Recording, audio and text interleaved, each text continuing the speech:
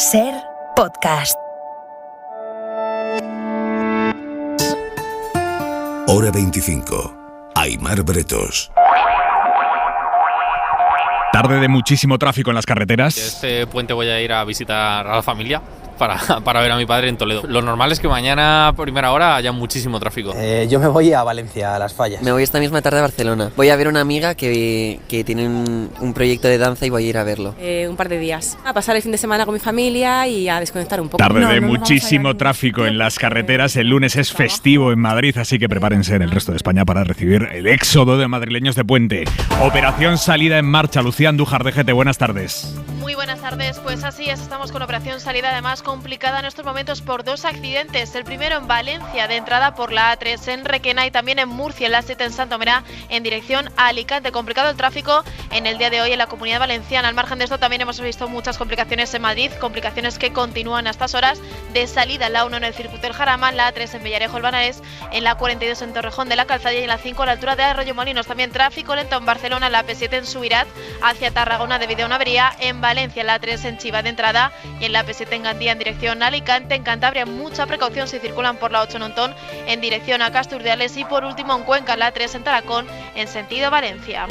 ¿Qué tiempo vamos a tener este fin de semana, Jordi Carbó? Buenas tardes. El fin de semana el tiempo se mostrará cambiante, ratos de sol, pero también momentos de nubes, con chubascos mañana en Galicia, a ratos intensos, en el resto del país mucho más débiles y aislados, no generales. El domingo las nubes más activas se desplazarán al Mediterráneo, con algunos chubascos intensos pero igualmente poco persistentes. Temperaturas parecidas a las de hoy, las noches serán un poco más frías, también las mañanas. Durante las tardes, al sol, el ambiente será agradable con máximas de 15 a 20 grados. Y hay media hora 25 deportes. Jesús Gallego, buenas tardes. Buenas tardes. Primera lista del seleccionador Luis de la Fuente, llena de novedades. Hasta 13 jugadores que no estuvieron en el último mundial, entre otros Aspas, Ceballos, Nacho, Mikel Merino, Fabián o Joselu. Gran Premio de Arabia Saudí de Fórmula 1, primeros entrenamientos libres, y Fernando Alonso ha hecho el segundo mejor tiempo, solo por detrás del Red Bull de Verstappen. Y a las 9 comienza la jornada de fútbol en Primera División, se juega el Valladolid Athletic Club. Así empieza Hora 25.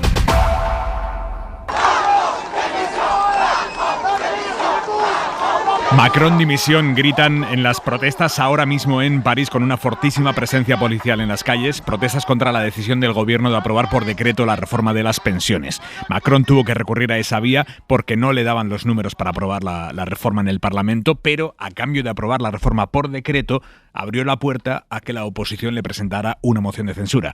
Y en lugar de una le han presentado dos mociones de censura. Una, la extrema derecha, y otra, casi un centenar de diputados de distintos partidos. Las han registrado esta tarde. Ahora la clave está en saber si saldrán o no adelante.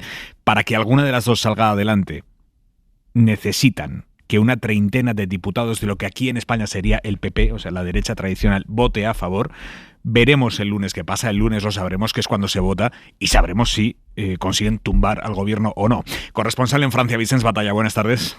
Buenas tardes, Aimar. En principio no tiene que haber tantos diputados de derecha disidentes en la dirección de la dirección de los republicanos para que triunfe esta moción de censura transpartidista, pero también se creía que el gobierno tendría suficiente mayoría en la Asamblea para aprobar la reforma de las pensiones, y este jueves se ve obligado a recurrir al decreto ley. La diferencia de esta otra moción es que parte de un grupo centrista independiente y que se suman a ella todos los partidos de izquierda. Además, aunque el grupo ultraderechista de Marine Le Pen presenta la suya, también la votará. Y de aquí al lunes se volverá a vivir una fuerte tensión en torno a los diputados díscolos de los republicanos de derecha. Si la moción pasara, se tumbaría el gobierno y la polémica reforma de las pensiones. De momento, el recurso al decreto ley está encadenando las manifestaciones espontáneas en todo el país, y ahora mismo están en marcha varias por todo el territorio, con la invasión de las vías de la estación central de trenes, por ejemplo, en Burdeos.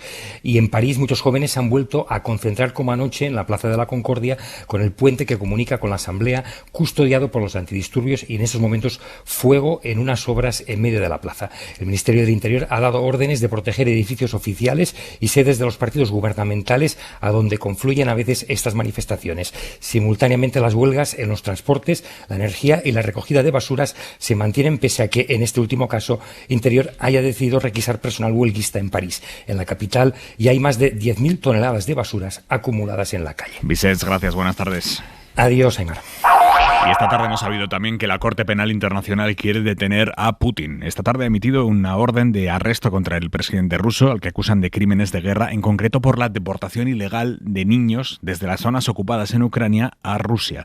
El fiscal del tribunal dice que Rusia ha sacado a cientos de niños ucranianos de orfanatos y de casas de acogida para deportarlos, y por eso ordena el arresto de Putin.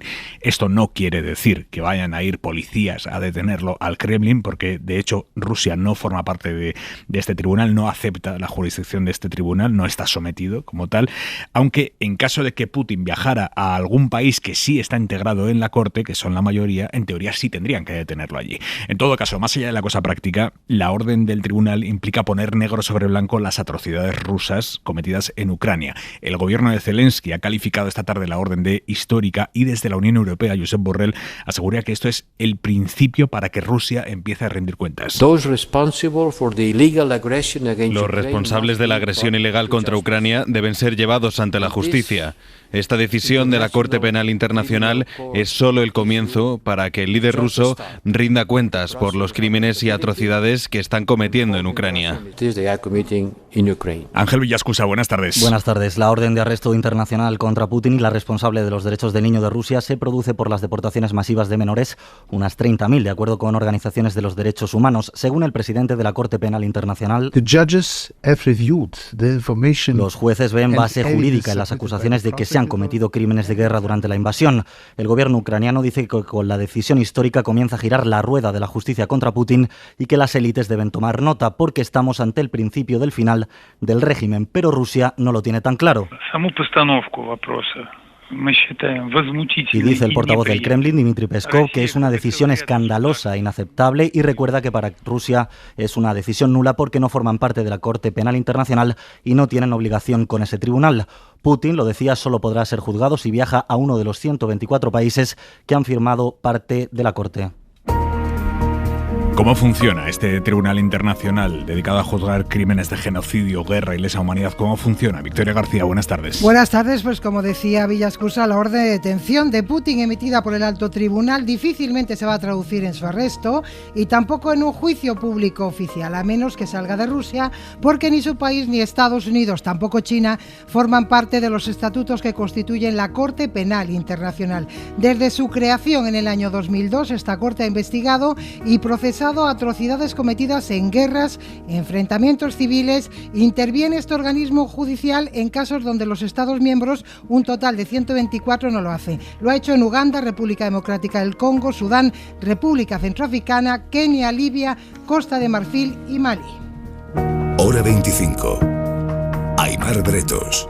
Termina la semana horribilis para el sector bancario mundial. Ha concluido como empezó la semana para las bolsas europeas, en rojo intenso. El IBEX 35 se ha hundido hoy un 6 en total de la semana, arrastrado por la banca, que ha caído a plomo, y eso pese a los intentos del Banco Central Europeo de mandar mensajes de tranquilidad y de que actuarán siempre que sea necesario. El BCE ha reunido hoy a su Consejo de Supervisión y la conclusión es que los bancos europeos están sanos y que no están expuestos a los problemas que ha lastrado al Credit Suisse.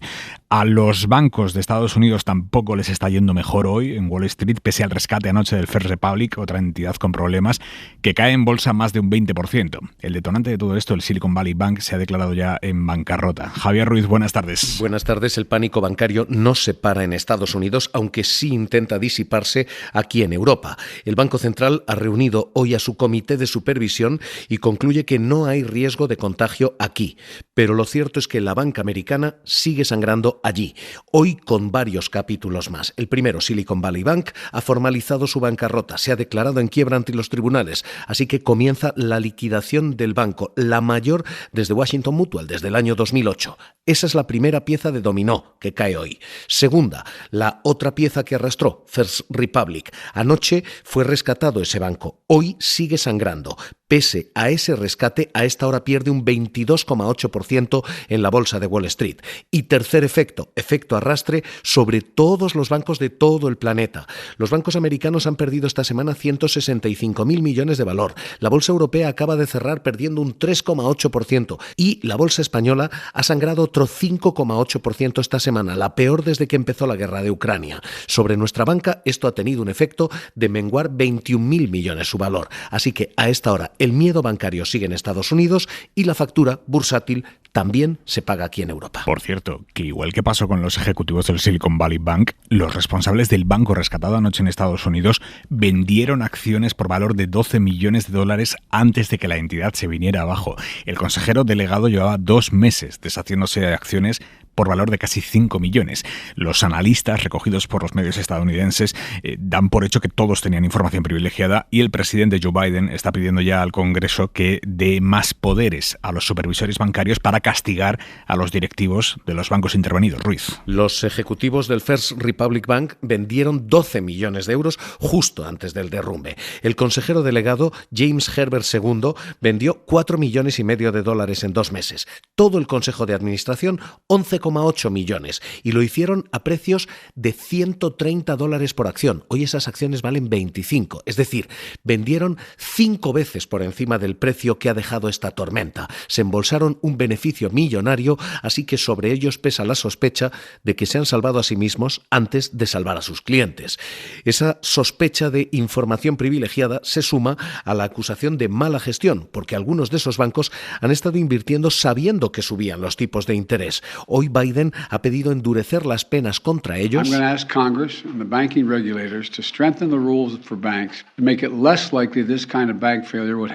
y ha garantizado que los ahorros de los americanos están a salvo, para frenar un pánico que todavía no se ha detenido. Aquí en España sigue la cuenta atrás para la moción de censura de Vox, que se va a debatir a partir del martes a las 9 de la mañana. A esa hora empezará el discurso de Ramón Tamames, que ya ha dicho que no va a cambiarlo mucho respecto al borrador que publicó hace 2 noches el diario.es. Conforme corre el calendario, Vox y el gobierno siguen apretando al PP, cada uno en una dirección, para intentar sacarlo de la abstención. El señor Tamames parece más libre y más independiente de Vox que el propio PP, que siempre está a rebufo y haciendo seguidismo de la ultraderecha. Esto ha dicho el ministro de la Presidencia, Félix Bolaños, sobre Feijóo, que a lo que está es a intentar marcar un supuesto perfil más centrista. De hecho, el PP quiere evitar ataques frontales a Vox como los que sí hizo Casado en la anterior moción.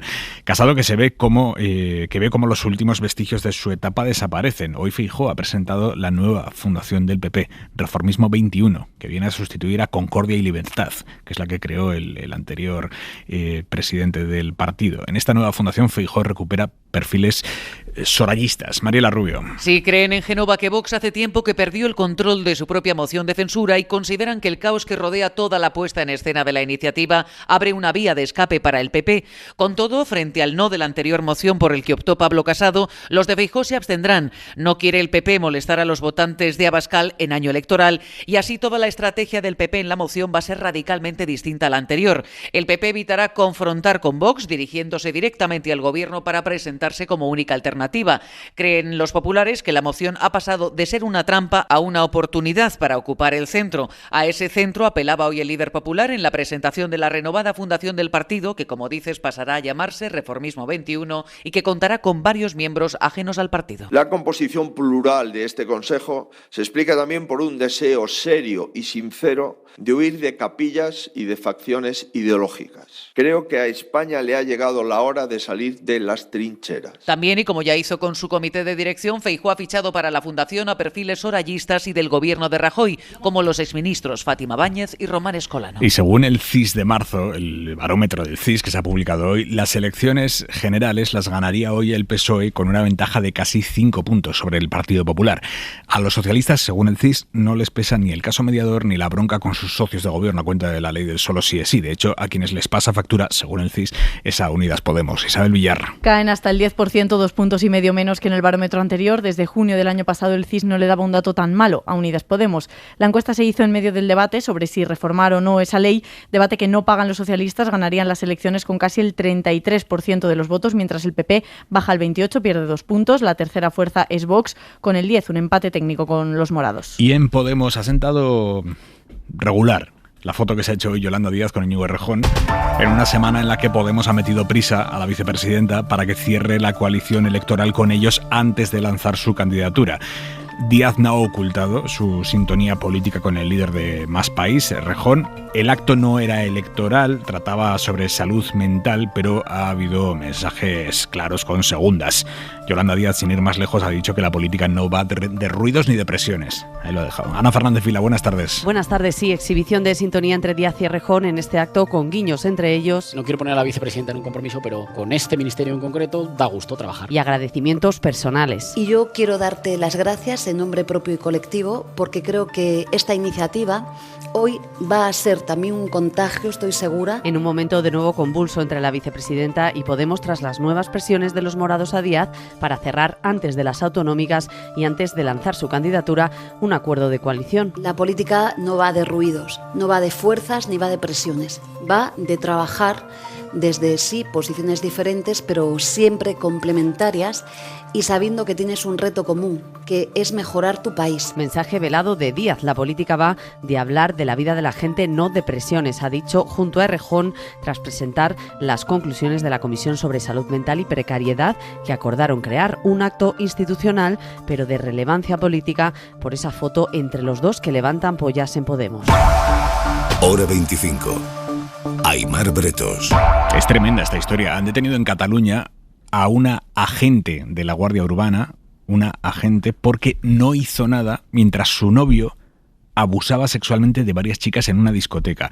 El novio, que no es policía, haciéndose pasar por policía, hizo tocamientos a las chicas, haciendo como que las cacheaba. Y ella, la novia, que sí es policía, no hizo nada para evitarlo. Él ya estaba detenido y ahora la arrestan a ella por no impedir esa agresión. Radio Barcelona, Andrea Villoria. Exacto, este viernes ambos han pasado ya a disposición del juez, acusados él de agresión sexual, usurpación de funciones públicas y coacciones, y ella por omisión del deber de perseguir delitos y trato degradante. Los hechos sucedieron la madrugada del jueves en la discoteca City Hall, que está en el centro de Barcelona, en el barrio del Ensanche. Esa misma noche la Guardia Urbana identificó a la pareja y le detuvo ya a él por abusar de varias jóvenes en esa discoteca, a quienes hizo tocamientos y coaccionó diciéndoles que era policía.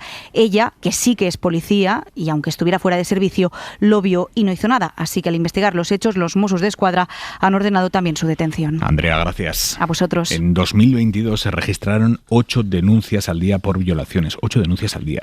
Una cifra que supone un 35% más que el año anterior. Un 53% más si lo comparamos con 2019, antes de la pandemia. Son datos que ha contado hoy el Ministerio del Interior, que para explicar este aumento asegura que como ahora hay menos tolerancia a las agresiones sexuales, se identifican antes y mejor. Poco a poco las víctimas lo cuentan más. Mariola Lourido. Continúa el fuerte incremento de los delitos sexuales. 2.870 violaciones investigaron el año pasado las fuerzas de seguridad. 3 cada hora, pero esta cifra es la punta del iceberg. Solo se denuncia el 8% de las violaciones si atendemos a los resultados de la última macroencuesta de violencia contra la mujer del Ministerio de Igualdad.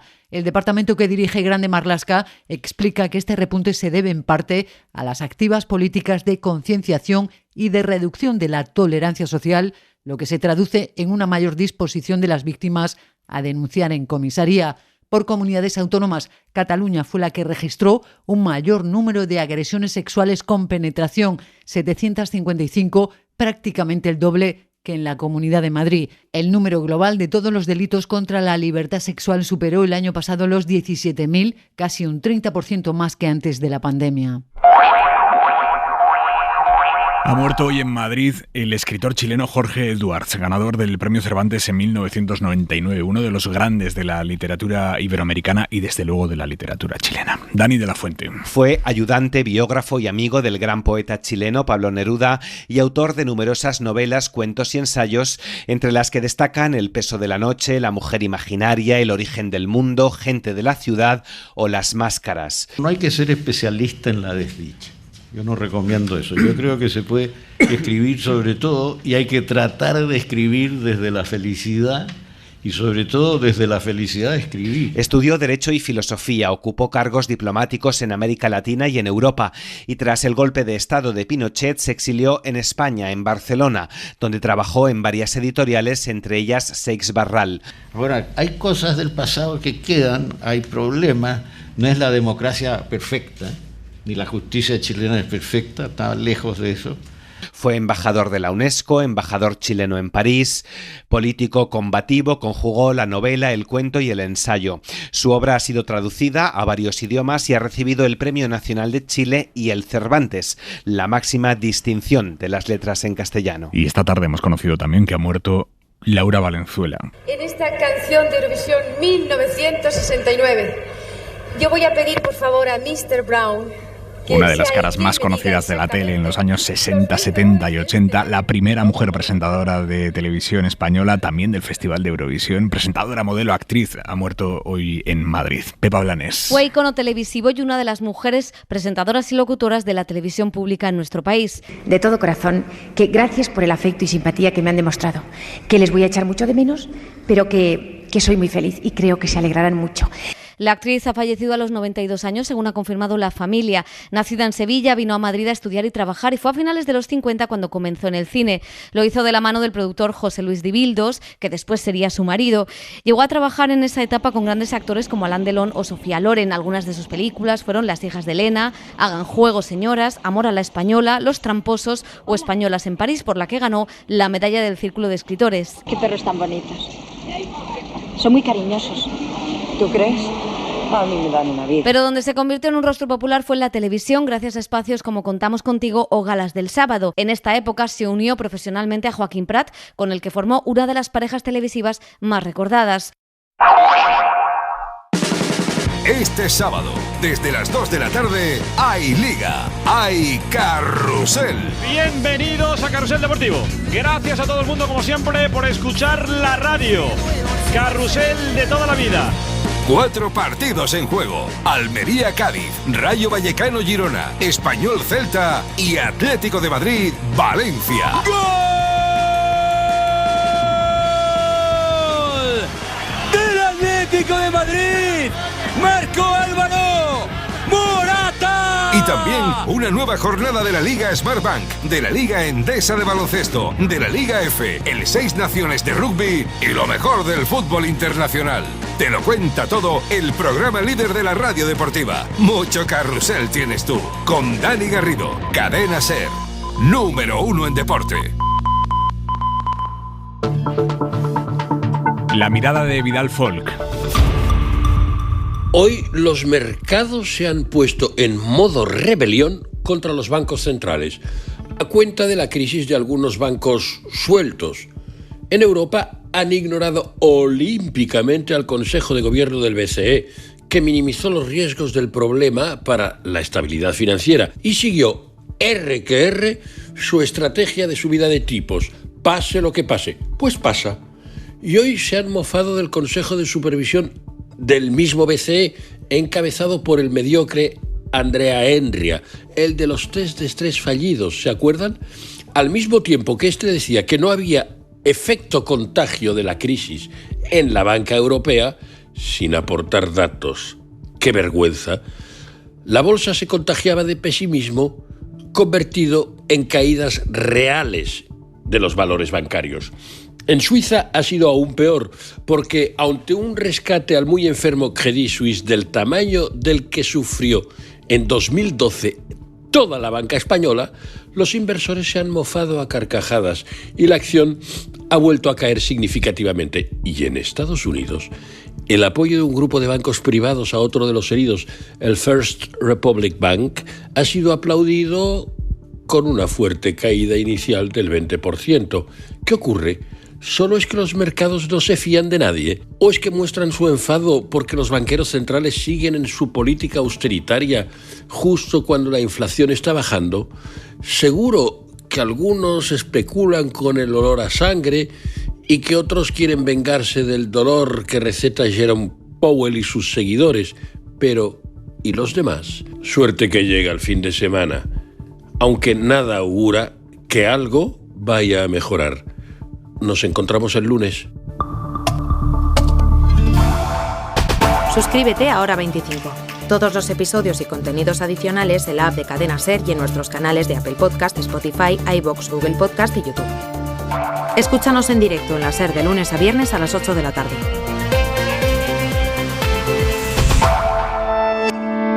Cadena SER. La radio.